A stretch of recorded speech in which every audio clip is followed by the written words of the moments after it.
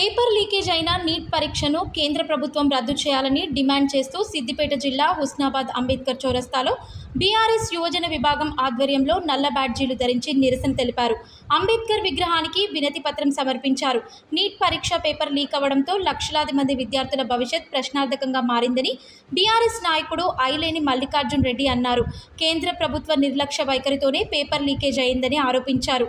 వెంటనే నీట్ పరీక్షను రద్దు చేసి మరోసారి ఇలాంటి లీకేజీలు కాకుండా పకడ్బందీ చర్యలు తీసుకోవాలని కేంద్ర ప్రభుత్వాన్ని డిమాండ్ చేశారు.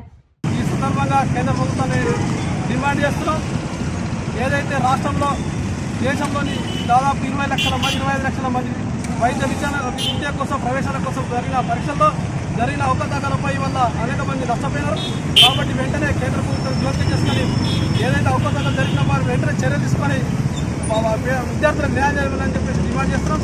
అదేవిధంగా ఈ కేంద్ర ప్రభుత్వం నిర్లక్ష్యం వల్లనే లీకేజీలు జరగడం జరుగుతుంది. తప్పకుండా చర్యలు తీసుకొని కేంద్ర ప్రభుత్వం ఇప్పటికైనా పేద విద్యార్థుల కోసం న్యాయం చేయాలని చెప్పేసి బీఆర్ఎస్ పార్టీ పక్షాన మేము డిమాండ్ చేస్తున్నాం. అదేవిధంగా ఈ లీకేజీల వల్ల అనేక మంది కష్టపడి చదువుకున్న విద్యార్థులు నష్టపోయే పరిస్థితులు కాబట్టి లీకేజీ కాకుండా కేంద్ర రాష్ట్ర ప్రభుత్వం చూడాల్సిన బాధ్యత వాళ్ళని చెప్పేసి కోరడం జరుగుతుంది. ఎంతో కష్టపడి చదువుకొని మరి ఎంబీబీఎస్ సీట్ కోసం నీట్ పరీక్ష కోసం కష్టపడి వాళ్ళు ఇంటెన్సీ పరీక్ష రాయడం జరిగింది. మన రాసిన క్రమంలో ప్రశ్నపత్రం అనేది లీక్ అవడం అనేది ఎంతో సిగ్గుచేయటం.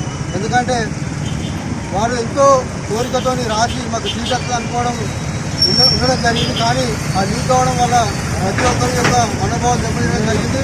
కావున ఇలాంటి మరొకసారి జరగకుండా పరీక్ష రద్దు చేసి ఆ విద్యార్థులకు న్యాయం చేయాలి.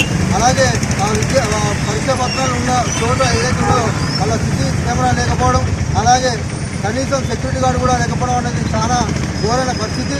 దీన్ని మా విద్యా నాయకుల పక్షాన మేము తీవ్రంగా ఖండిస్తున్నాము. ఇలాంటి ఇంకోసారి జరగకుండా కేంద్ర ప్రభుత్వం చొరవ తీసుకొని ఇలాంటి ఎగ్జామ్ను రద్దు చేసి పేద విద్యార్థులను అలాగే దేశవ్యాప్తంగా ఉన్నటువంటి విద్యార్థులందరినీ కూడా ఆదుకోవాలని మనస్ఫూర్తిగా కోరుకుంటున్నాము.